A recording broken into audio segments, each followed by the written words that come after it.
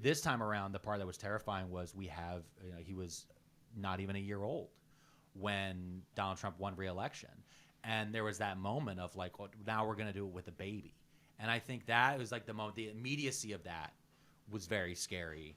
But then looking forward to it even further down the line, I think there's a difference that's also split on the left of there's a lot of younger activists and people who are very online and have a lot of opinions, but they're just by themselves.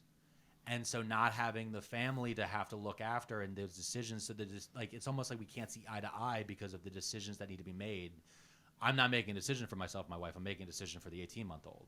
And I think that's the part where the communications are starting to break down a little bit. And I don't know where we can bring that back in to build, to coalesce a movement. I think, wait, let me interrupt you. Okay, go ahead. Okay, so my thought is like, obviously I feel the same way. It's like I wake up in a slight panic every day. Yeah. Especially with the cost of blueberries right now. As someone who has a toddler, I'm sure you understand the price of blueberries. Yeah, our berry budget is off the charts. Berry budget's crazy.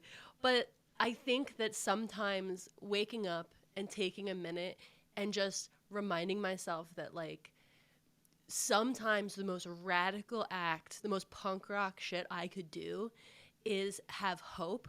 And raising a child right now is that radical act of optimism. Is like, I have optimism for the future. I'm acting on it every day.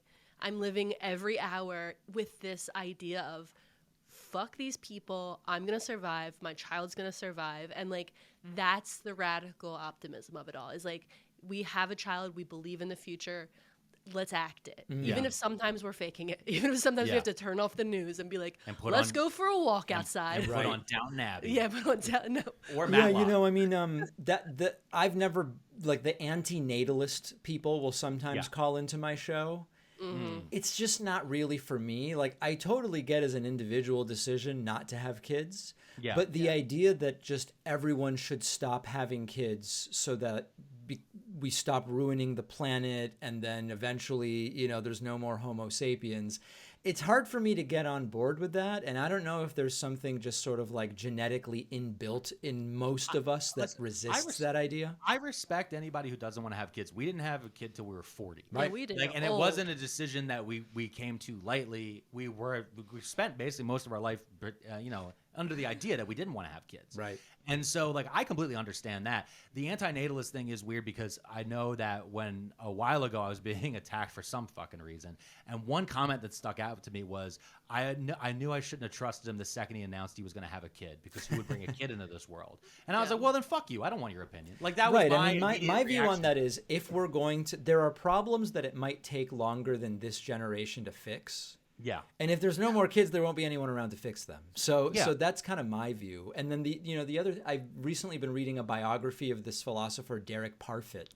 And one of his areas of focus is future persons and like, how relevant is it? How much should we distinguish between harm to a living person versus harm to a future person? And so sometimes there's this like thought experiment. Imagine that I throw a piece of broken glass out in the backyard and some kid might step on it tomorrow, or some kid might step on it in 150 years because it'll still be there or whatever. Is the damage to the kid in 150 years less important than if a kid steps on it tomorrow? I don't know the answer, but it's a philosophical question to get into, like, how should we think about harm to future people and sort of like what we're doing today. And a lot of these questions are really difficult to answer, but none of them point me to we should stop replicating Homo sapiens. Yeah. It's funny, actually. What that reminds me of is Tim Russert had a book, Tim Russert from Meet the Press, and he talked about his dad. And whenever they had broken glass, his dad would put the broken glass between two pieces of cardboard and then tape it because he was so afraid the garbage man would cut his hand. And I read about that in a it was actually from crack.com. It was an article that one of their editors wrote that was about how with social media and television, we've expanded the amount of people that we can process because, smaller villages and smaller collectives back then, it was about 75 to 100 people is the amount of people that you could put in your brain. And we've started to fill them in with Donald Trump or Barack Obama or the Kardashians or, Tim Pool or these other people have started to fill these slots in to the point where we don't think about the garbage man anymore. That's just, as the kids say, he's an NPC, a non-playable character that is going to pick up the garbage and put it in.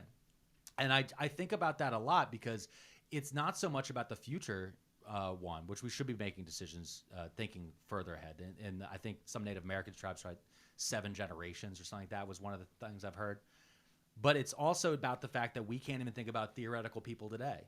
I think it's becoming less and less common of the idea of just like, I made a mess, I spilled a soda, somebody is going to deal with it. It's not going to be me. Right. I drop a soda in the middle of Target. Instead of standing there until we can get a sign down to warn people wet floor, just walk away. Right. I think it's just, I don't know. It's just a weird thing. The one other note on this also is like, if you do care about personal responsibility, it seems irresponsible to create a bunch of problems and then to be like, we'll stop having kids and not fix any of them either. Although there are some who would say some of these problems would just naturally be fixed if Homo sapiens disappeared. I don't know.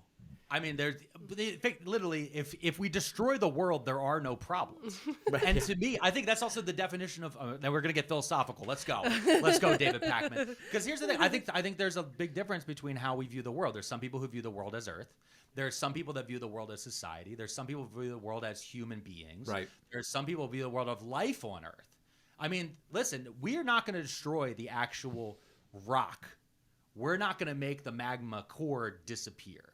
We can't do that. We don't have that ability. Not yet, anyway. Not yet. They're Listen, when the God working Emperor on and the it. Omnissiah come together in Warhammer 40K, we can do everything.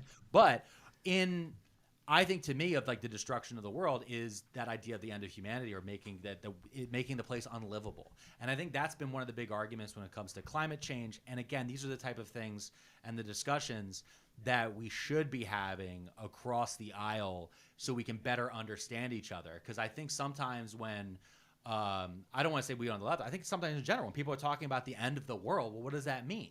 Some people say when the end of the world, they think, oh, well, then this trumpet's going to blow, and then all the good people are going to get sucked up into heaven. Right. Then other people view at the end of the world means there's no drinkable water, and so there's no people. And I think that's the definitions are getting mixed and lost across communication, which is why I really appreciate what you've been doing, and I really appreciate your book, The Echo Machine, How Right-Wing Extremism Created a Post-Truth America. You see, I'm learning how to be an interviewer. Look at that. Learn how to wrap it all together.